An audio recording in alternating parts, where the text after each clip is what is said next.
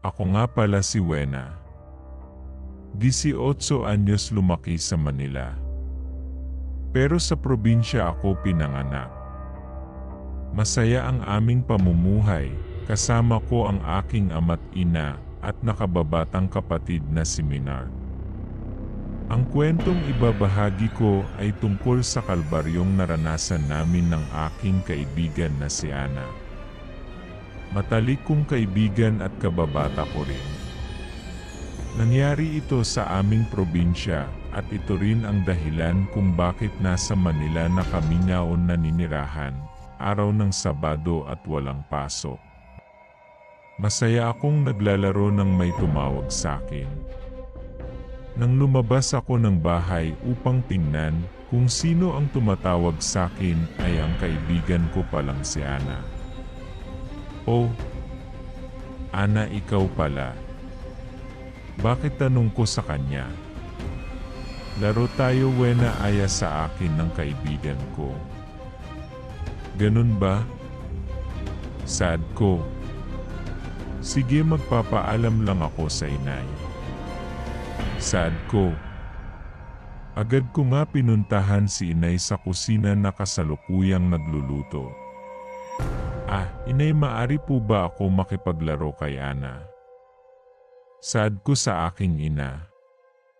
Sige anak, pero bumalik ka rin mamaya nang makakain na tayo. Opo inay. Sagot ko, tuwang-tuwa ako dahil pinayagan ako ni inay na maglaro.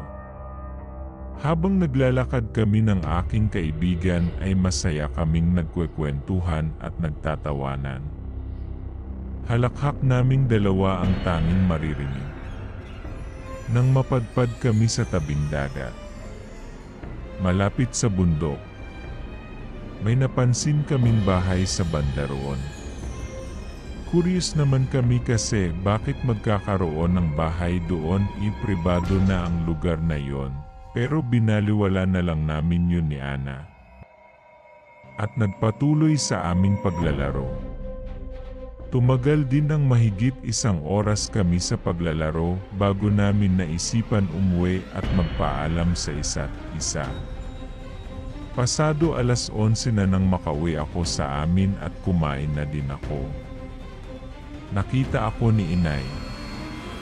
Anak, medyo natagalan ka ata sa paglalaro.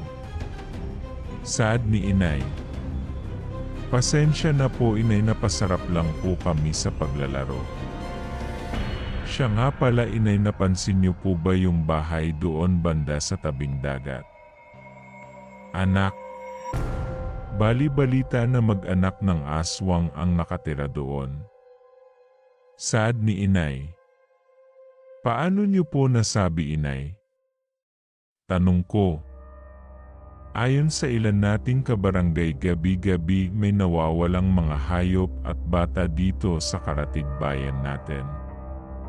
Kaya anak, mag-iingat ka palagi. Opo inay. Tugon ko, matuling lumipas ang araw, pasukan na naman. Habang naglalakad ako papuntang school ay madadaanan ko muna ang bahay ni Ana. Kaya sabay na kaming pumapasok, mabilis na natapos ang oras at umuwi na din kaagad kami. Habang papauwi kami ay napansin namin ang nagkukumpulang tao sa gilid ng kalsada. Kaya lumapit kami ni Ana, halos masuka kami sa aming nakita dahil isang buntis ang wakwak ang tiyan at nawawala ang sanggol sa sinapupunan nito. Agad naman kami umuwi ni Ana at naikwento ko din sa inay ang tungkol sa buntis na nakita namin. Delikado na talaga ang mundo. Singit ni tatay, nakararating lang galing bukid. Nga. Tugon ng inay kay itay. Siya nga pala, Wena. Paalala lang namin ng inay mo, huwag magpapagabi sa pag-uwi. Dahil bali-balita ang kumakalat at gumagambalang aswang sa lugar natin ngayon, saad ni itay, maaga kami naghapunan ng gabing iyon. At habang nasa kasarapan ako ng pagkakahiga ay napabangon ako dahil sa aking naririnig sa labas ng bintana, parang may mga matang nagliliyab na nakatingin sa akin. Hindi kasi ako nagsasarado ng bintana, hinahayaan ko lang nakabukas ito para pumasok ang hangin. Kinusot ko ang mga mata ko dahil baka namamalikmata ako, pero wala na doon ang nilalang. Kinabukasan ay maaga akong nagising dahil sa sigawan ng mga tao na nagkukumpulan sa labas ng bahay namin. Nang silipin ko kung ano iyon ay halos manindig ang balahibo ko sa aking nakita. 3 bata ang nakahiga at nawawala ang kanilang laman loob. Ganun rin ang puso nila. Umatake na naman ang salot na aswang saad ng may katandaan ng lalaki. "Wena!" Tawag ng kaibigan kong si Ana sa akin. Kalbaryo ang sinapit ng 3 bata sa kamay ng mga aswang na yon. Saad ng kaibigan ko sa akin. "Natama ka." Habang naglalakad kami pauwi, napansin ko na naman ang mga matang nakatitig sa akin. Binaliwala ko na lamang ito, hapon na at malakas ang ulan. Sa bayan pa ng kidlat. Wala pa rin si Itay sa bahay, kaya nang paalam ako sa inay na susunduin ko si Itay sa bukid. Baka wala siyang dalang payong o kapot, kaya hindi makauwi. Sinamahan naman ako ng kaibigan kong si Ana. Binabagtas namin ang daan papunta sa bukid nang masipat ng aking mga mata ang 2 malalaking aso na nakaabang sa amin. Nangilabot kami at hindi makakilos sa tayo. Dahil sa mga wangis ng malalaking aso na hindi pangkaraniwan. Napaihi naman sa suot niyang short si Ana na naangatal sa labis na takot. Akmang susunggaban kami ng 2 aso nang mahimasmasan kami kumaripas kami ng takbo. Subalit mabilis nila kaming naabutan. Nahawakan ng isang aso ang kaibigan ko at kinalmot ito. Pumalahaw naman sa sakit si Ana. Dulot ng mga matatalas na kuko ng halimaw na aso. At ang isa naman ay papunta na sa akin. Nakagat ako ng aso sa kanang braso ko at pumilandit ang dugo nito. Halos mabingi ang mga ibon sa lakas ng sigaw ko, samantala nakauwi na si Itay. Agad siyang tinanong ni inay kung nasaan ako. Sinabi naman ni Itay na hindi niya ako nakita. Nag-alala sila para sa akin. Agad humingi ng tulong si Itay sa mga kapitbahay upang hanapin kami. Samantala, awang-awa ako sa sinapit ng kaibigan ko. Hinang-hina na siya dulot ng mga natamo niyang sugat. Sa kamay ng aswang akmang dudukutin na nito ang puso ng aking kaibigan na wala ng malay. Nang biglang dumating si Itay kasama ng ilang kalalakihan. Agad akong dinaluhan ni Itay. Samantala, kumaripas naman ang 2 malaking aso at nawala sa dilim. Agad na binuhat ang aking kaibigan ng mga kalalakihan at akay naman ako ni Itay. Pagkarating namin sa bahay ay ginamot ako ni inay at si Ana naman ay inuwi na sa kanila at doon ginamot ng kanyang ina. Halos matrauma ang kaibigan ko sa nangyari sa amin. Hindi ko lubos akalain na mararanasan namin ang kalbaryong yun sa buhay namin. Ngunit hindi pa pala doon tatapos ang problema sa aming lugar. Dahil gabi-gabi pa rin may mga buntis at batang nabibiktima ang mga salot na aswang, matuling lumipas ang araw. At lalong lumalala ang problema sa amin na yon. Halos gabi-gabi araw-araw na lang may nawawalang bata at maging buntis. Araw noon ng linggo nang maabutan ko ang pinsan namin na si Lala. Sinabi niya na magbabakasyon muna siya sa amin dahil presko at sariwa ang hangin. Nag-aalala naman ako sa kanya dahil buntis ang pinsan ko. Natanong ko siya, Ate Lala, hindi mo po ba alam na delikado dito sa aming lugar? Sapagkat maraming nawawalang bata at buntis dahil sa mga salot na aswang. Sinabi naman niya na nasabi na ng mga magulang ko yun sa kanya at ginawa na rin daw siya ng pangontra ng kilalang albularyo sa amin. Sa mga nandaang araw ay naging maayos naman kami. Walang namiminsala o sumasalakay na aswang sa aming nayon. Panatag naman kami dahil alam naming ligtas si Ate Lala. Ngunit isang gabi habang nasa kasarapan kami ng tulog, ay may naulinigan kaming umaangil na hayop sa labas ng bahay. Ganon din sa aming bubungan. Sa amin rin nakitulog nung gabing yun ang kaibigan kong si Ana. Magkakatabi kami ni na Ate Lala. Samantala sa kabilang silid naman sina Inay at Itay. Sunod-sunod na kalampag sa bubungan ang aming naririnig. Kaya nagpasya si tatay na lumabas dala ang kanyang itak. Halos pinagpapawisan na din ng malapot si Ate Lala at sumasakit din ang kanyang tiyan. Nang makalabas nga si Itay ay nakita niya ang dalawa asong malalaki na nagbabaga ang mga mata na nasa gilid ng bintana ng aming higaan. At ang isa naman ay nasa bubungan. Agad sinabuyan ni Itay ng katas ng kalamansi ang nilalang at asim. Pumalahaw naman ang mga nilalang at agad sinugod si Itay, ngunit nagawang ilagan ni Itay ang tangkang pagharibas ng kuko ng aswang sa kanya. Ngunit hindi niya napansin ang isa pang aswang kaya natamaan siya sa braso. Samantala ang aswang sa bubungan ay pilit itong sinisira upang kapasok at makuha ang sanggol sa sinapupunan ni Ate Lala. Halos himatay na sa sobrang sakit ng nararamdaman ang pinsan ko. Wala din nakakarinig sa amin dahil siguro ginamitan ng orasyon ng aswang.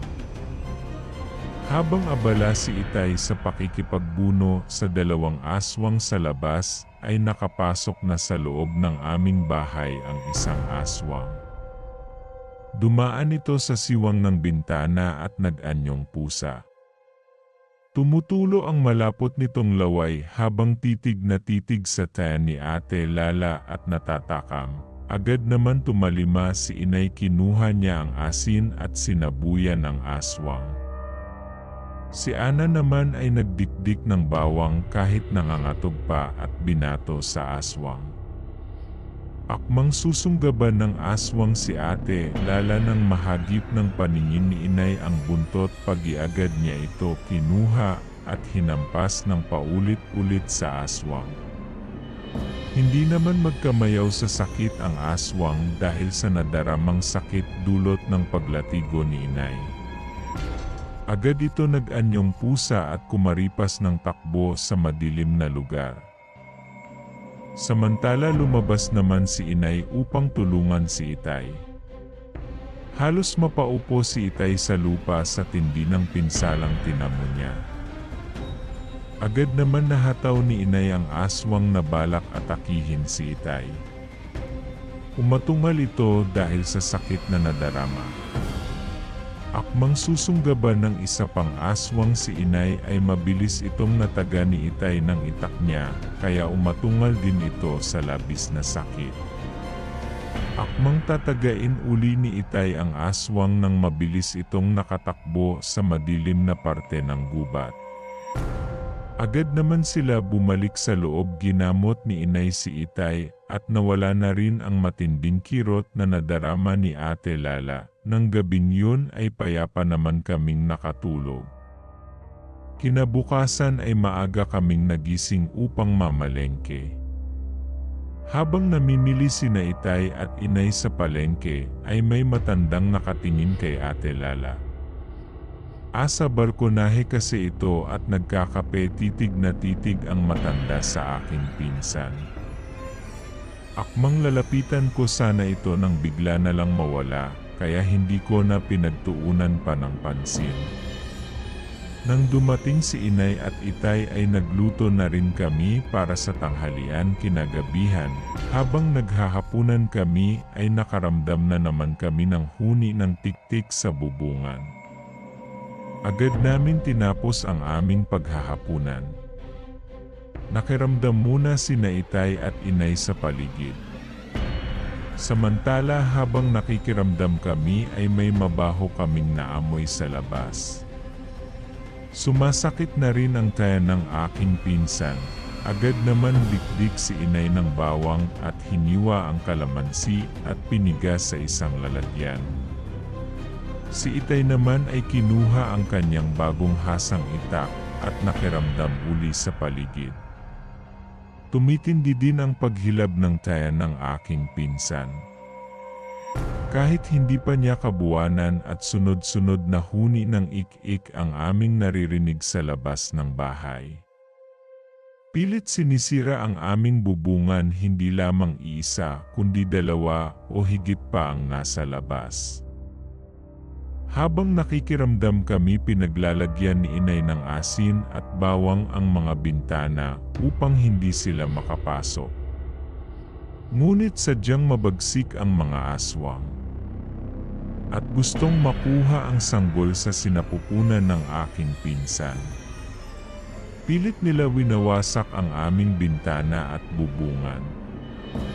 Hula din namin na sila rin ang aswang na gumambala sa amin nung nakaraan. Nagwika naman si itay ng sige, subukan niyong pumasok. Hindi pa talaga kayo nadadala. Pus. Sige, subukan niyo. Kahit may takot ay hindi nagpakita si itay ng kahinaan sa kanila. Habang ako'y nakaupo katabi ng aking pinsan. Pilit inilulusot ng aswang sa labas ang kanyang kamay sa bintana. Agad naman ito nataga ng itay, subalit hindi tumalab dahil makunat ang kamay ng aswang. Dahil sa ginamit niyang langis. Ang aswang naman sa bubungan ay pilit pa rin itong sinisira. Unti-unti din lumalawit ang dila nito na nakita agad ni Ate Lala. Kaya napasigaw siya sa takot. Binuhusan naman ito ng inay ng katas ng kalamansi. Napahiyaw ang aswang sa bubungan. Lumipat ng pwesto ang aswang. Sa bubungan. Sa pintuan. At nang pipilit pumasok ng masira ang pintuan ay agad nakapasok ang aswang. Akmang aatakihin ito si Ate Lala nang mabilis na mataga ito ng itay. Ngunit hindi tumalab. Matalim na napatingin ito kay itay at inihagis siya. Kaya napasandal siya sa pader at ininda ang pagkakahagis sa kanya nang matapos maihagis ng aswang si itay. Ay ang inay naman ang binalingan nito. At kinalmot nagpangbuno sila. Pero natalo din ang inay. Nang matapos ang aswang sa kanila, ay kami naman ang pinuntirya nito. Akmang sasakmali ng dalawang aswang si Ate Lala. At ako ay siyang pagdating ng kanyang asawa kasama ng ibang kalalakihan. Ayon sa kanya ay nakita daw niya si Ana. Papunta pala ito ng bahay nang marinig niya ang mga sigawan. At pag-angil ng mga nilalang. Kaya humingi siya ng tulong. At sakto pauwi pala ang asawa ni Ate Lala. Agad napatay ng mga kalalakihan ang dalawang aswang. Samantala, nakatakas naman ang isa. Sinunog nila ang bangkay ng dalawang aswang. Makalipas ang ilang buwan ay normal naman nakapanganak si Ate Lala. At naging maayos na muli sa aming baryo. kung saan madami kaming napagdaanan na kalbaryo.